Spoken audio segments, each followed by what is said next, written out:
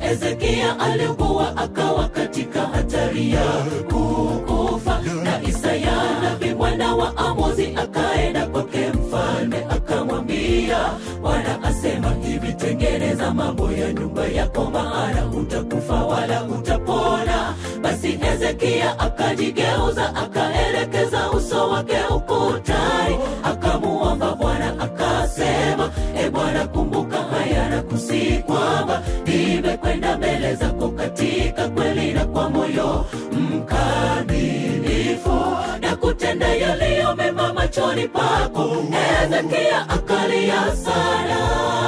Siku hizo Hezekia aliugua akawa katika hatari ya kukufa. Na Isaya nabii mwana wa Amozi akaenda kwake mfalme akamwambia, Bwana asema hivi, tengeneza mambo ya nyumba yako, maana utakufa wala utapona. Basi Hezekia akajigeuza akaelekeza uso wake ukutani, akamuomba Bwana akasema, Bwana kumbuka haya na kusihi kwamba nimekwenda mbele zako katika kweli na kwa moyo mkamilifu na kutenda yaliyo mema machoni pako. Hezekia akalia sana.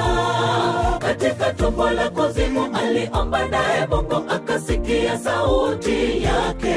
Hata ikawa Isaya hakuwa amekatiza mpango wa kuondoka mji wa kati, ghafla neno la Mungu likamjia Isaya arudi kwake Hezekia, kwa kuwa Bwana amesikia maombi yake, ameyaona machozi yake, na amemuongezea miaka 15 ya kuishi tena. Kwa kuwa vita sio vya kwako, vita ni vya Bwana wa mabwana. Yeye Mungu aliweza kuokoa Hezekia, ndiye atatuokoa.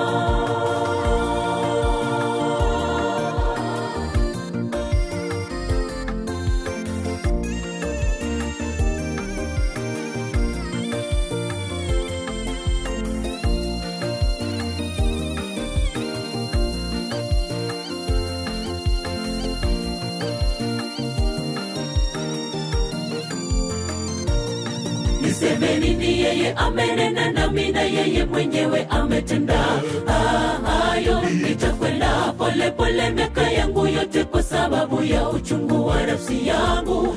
Bwana, kwa mambo haya watu huishi, na uhai wa roho yangu katika hayo yote. Kwa hiyo uniponye na kunihuisha. Tazama nalikuwa na uchungu mwingi kwa ajili ya amani yangu, lakini kwa kunipenda wewe umeniokoa. Kwa maana umezitupa dhambi zangu zote nyuma yako. Kwa kuwa kuzimu hakuwezi kukusifu, mauti hayawezi kukuadhimisha. Katika tumbo la kuzimu aliomba, naye Mungu akasikia sauti yake. Hata ikawa Isaya hakuwa amekatiza mpango wa kuondoka mji wa kati, ghafla neno la Mungu likamjia Isaya arudi kwake Hezekia, kwa kuwa Bwana amesikia maombi yake, ameyaona machozi yake, na amemuongezea miaka 15 ya kuishi tena.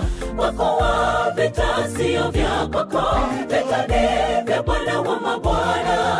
Yeye Mungu aliweza kuokoa Hezekia, ndiye atatuokoa. Katika tumbo la kuzimu aliomba, naye Mungu akasikia sauti yake. Hata ikawa Isaya hakuwa amekatiza mpango wa kuondoka mji wa kati, ghafla neno la Mungu likamjia Isaya arudi kwake Hezekia, kwa kuwa Bwana amesikia maombi yake, ameyaona machozi yake, na amemuongezea miaka 15 ya kuishi tena.